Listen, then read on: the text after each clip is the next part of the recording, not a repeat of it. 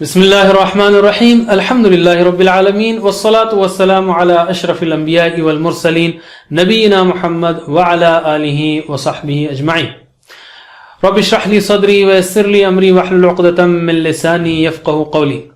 آؤ قرآن و نماز سمجھیں، اس کے 37ویں سبق کے لیے میں آپ کو خوش آمدید کہتا ہوں۔ اس میں ہم انشاءاللہ مزید دعائیں لیں گے، بازار میں داخل ہوتے وقت، بات چیت کے یا تقریر کے آخر میں، اور سواری میں سوار ہوتے وقت۔ گرامر میں مضاف و مضاف الیہ اور موصوف و صفہ کے بارے میں سیکھیں گے، اور انشاءاللہ سبق کے ختم پر ہم 243 الفاظ سیکھ چکے ہوں گے جو قرآن کریم میں تقریباً 53,136 بار آئے ہیں۔ اس سے قبل کہ ہم بازار کے داخل ہونے کی دعا لیں، میں دعاؤں کے بارے میں ایک چیز کہنا چاہوں گا کہ اللہ کے رسول صلی اللہ علیہ وسلم نے جو دعائیں سکھائی ہیں وہ بہت ہی بابرکت، پر نور، پر مغز اور حکمت سے بھرپور، معانی سے بھرپور ہے۔ اگر محمد صلی اللہ علیہ وسلم کے کام کو دیکھا جائے تو اس کو اس طرح سے بھی بیان کیا جا سکتا ہے، کئی پہلوؤں سے بیان کیا جا سکتا ہے کہ ایک طرف آپ نے بندے اور اللہ کے درمیان، بندے اور خالق کے درمیان تعلق کو صحیح کیا، یہ ایک ڈائمنشن ہے، یعنی اس کو شرک سے پاک کیا، اور دوسرا ڈائمنشن ہے کہ اس تعلق کو زندہ رکھا دعاؤں کے ذریعے۔ آپ ساری تاریخ پڑھ جائیے، سارے تاریخ کے بڑے بڑے مصلحین کی، ایون دوسرے نبیوں کی بھی تاریخ پڑھ جائیے، محفوظ نہیں ہے لیکن کسی کی تاریخ میں بھی، بائبل میں دیکھ لیجئے آپ، توراہ میں دیکھ لیجئے، یا کسی اور مذہب کی تاریخ میں، یہ دعاؤں کا 5% بھی کیا ملے تو بہت بڑی بات، 2-3% بھی شاید نہ ملے آپ کو، لیکن اللہ کے رسول صلی اللہ علیہ وسلم نے نہ صرف بندے اور اللہ کے تعلق کو ہمارے لیے صحیح کیا، یعنی ہم کو بتایا کہ صحیح تعلق کیا، بلکہ اس کو زندہ کر دیا۔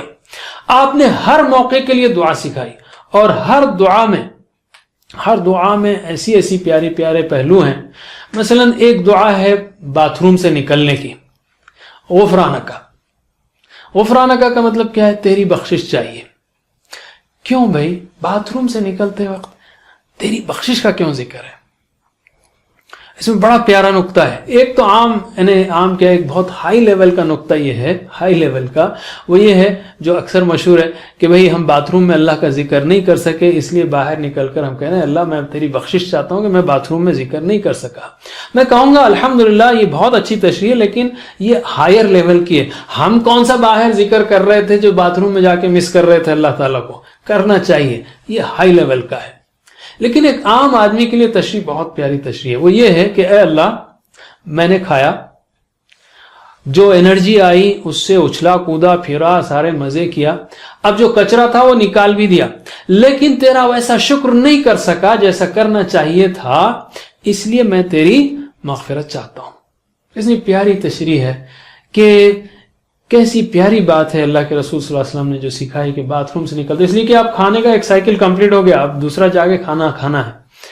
تو چلیے ہم بازار میں داخل ہوتے وقت کی دعا پڑھتے ہیں۔ اس میں بھی بڑی زبردست باتیں ہیں، لوگ اس کو صرف چوتھا کلمہ بول کر صرف ذکر کے طور پر لے لیتے ہیں، لیکن اس کو سمجھیے، اس کی گہرائی میں جائیے۔ لا الہ الا اللہ وحدہ لا شریک لہ لہ الملک ولہ الحمد، نہیں کوئی معبود سوائے اللہ کے، وہ اکیلا ہے، کوئی شریک نہیں اس کا، اسی کے لیے بادشاہت ہے اور اسی کے لیے تعریف ہے۔ یہ سارے کلمے بازار سے کیا اس کا تعلق ہے، یہ دیکھنے کی بات ہے۔ لا الہ الا اللہ یہ تو سمپل بات ہے، آپ جانتے ہیں۔ وحدہ وہ اکیلا ہے، واحد سے۔ لا شریک نہیں شریک اس کا، کوئی پارٹنر نہیں ہے، شرک بھی اسی سے، مشرک اسی سے، شریک کی جمع شرکا ہے۔ لہو اس کا۔ بازار میں جاتے ہوئے ایک چیز کو یاد رکھ لیجئے، اللہ کے رسول صلی اللہ علیہ وسلم نے فرمایا، مسلم کی حدیث ہے، حضرت ابو ہریرہ رضی اللہ عنہ سے روایت ہے کہ اللہ کے رسول صلی اللہ علیہ وسلم نے فرمایا کہ اللہ کے نزدیک سب سے محبوب جگہ مسجد ہے اور سب سے مبغوض جگہ بازار ہے۔ بازار میں دنیا اپنی قوت اور چمک دمک کے ساتھ موجود ہوتی ہے، وہاں انسان کو اللہ تعالیٰ کے بھولنے کا امکان بہت زیادہ ہوتا ہے، اسی لیے اس کے ذکر سے یہ دعا شروع ہوئی، لا الہ الا اللہ وحدہ لا شریک لہ۔ الہ کے 3 معنی ہیں، جس کی پرستش کی جائے، جس کی اطاعت کی جائے، جو ضرورتوں کو پورا کرے۔ بازار میں ایسا لگتا ہے کہ ضرورتوں کو پورا کرنے کے لیے سارے سامان موجود ہیں، مگر الہ کے تیسرے معنی میں یہ بات یاد رہے کہ ضرورتوں کو پورا کرنے والا اصل میں تو اللہ ہے. لا الہ الا اللہ وحدہ لا شریک لہ. یہ پیسے شریک نہیں ہے، یہ قوت شریک نہیں ہے، یہ پروڈکٹ شریک نہیں ہے اس کے، وہ صرف وہ اکیلا پورا کرے گا. یہ تو سب اسباب ہیں.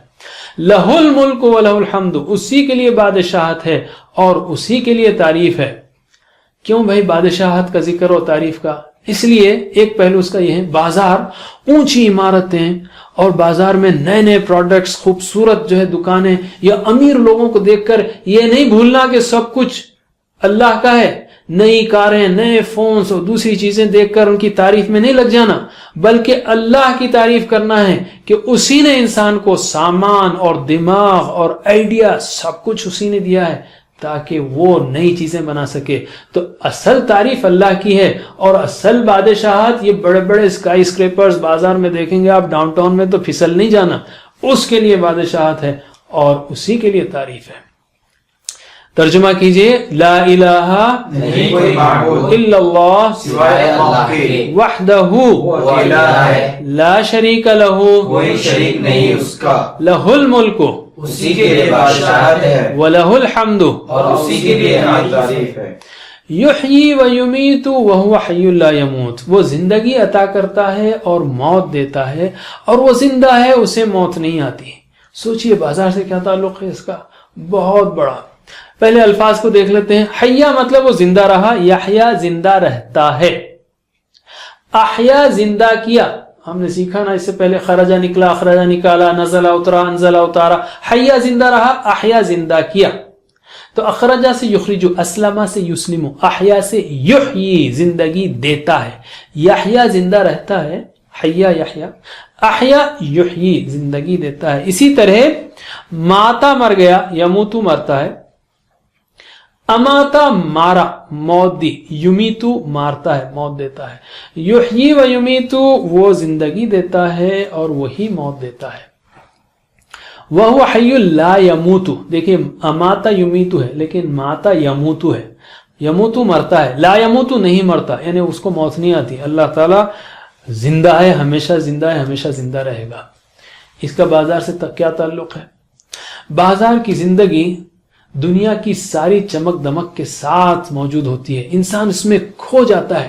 اس لیے یاد رہے کہ بازار کی یہ زندگی اللہ ہی کی دیوی ہے. ایک دن یہ ساری چمک دمک ختم ہو جائے گی. وہاں پر خوش ہوتے ہوئے آنے جانے والے، بیچنے خریدنے والے سبھی موت کے منہ میں جانے والے ہیں. صرف اللہ ہی کی ذات باقی رہنے والی ہے. یحیی و یمیت وہو حی لا یموت. ترجمہ کیجئے، یحیی وہ زندگی عطا کرتا ہے و یمیت اور موت دیتا ہے، وہو حی اور وہ زندہ ہے، لا یموت. اسے موت نہیں آتی. بیدہ الخیر، اسی کے ہاتھ میں ساری بھلائیاں ہیں. وہو علی کل شیء قدیر، اور وہ ہر چیز پر قدرت رکھنے والا ہے. بیدہ الخیر، اسی بیدہ، ید مطلب ہاتھ، یدہ اس کا ہاتھ، بیدہ اسی کے ہاتھ میں. الخیر، الخیر خیر یعنی بھلائی، الخیر یعنی ساری بھلائیاں. جیسے الحمد ساری تعریف، ال کا کے دو معنی ہیں. ال ایک خاص کرتا ہے، حمد یعنی المسلم وہ خاص مسلم، الحمد وہ خاص تعریف، لیکن دوسرا معنی ہے ساری. ال کا دوسرا معنی ساری ہے، ساری تعریف ہے. تو الخیر ساری بھلائیاں اسی کے ہاتھ میں ہیں.